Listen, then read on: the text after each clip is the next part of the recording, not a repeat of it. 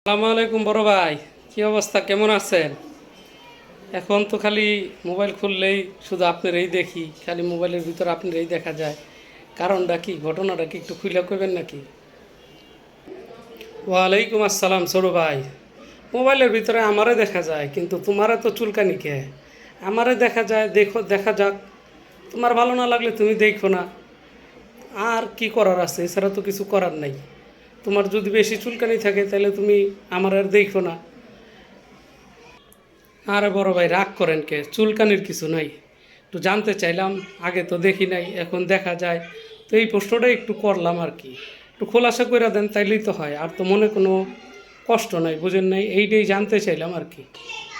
এই কথা, তাহলে তো এটা আমি খুইলা কইবা, তাহলে তো আগেই বুঝাই কইতাম। আসলে ঘটনা হয়েছে, ঈদভাঙা বাজার, বেচা বিক্রিও নাই, বইসা আছি, কি করবো, কোনো কাজ নাই। তো চিন্তা করলাম একটু ফেসবুকে সময় দিই, দেখি। মোবাইলে তোমরা দেখো, ভালো লাগে। অনেক অপরিচিতরা দেখে না, কখনো দেখা হয় না, বাইরে বিদেশে থাকে, পাঠাইলে একটু কমেন্টস টমেন্টস করে, কথাবার্তি কয়, এই তো আর কি, বুঝো না? এটা একটু মহব্বত বাড়ায় আর কি, সবার লাগে দেখা সাক্ষাৎ হয়, সবাই একটু দেখে। তো এটাই আর কি, আগে একটু কম দেখতে, এখন একটু বেশি দেখা, এই তুমি, আর তো কিছু না।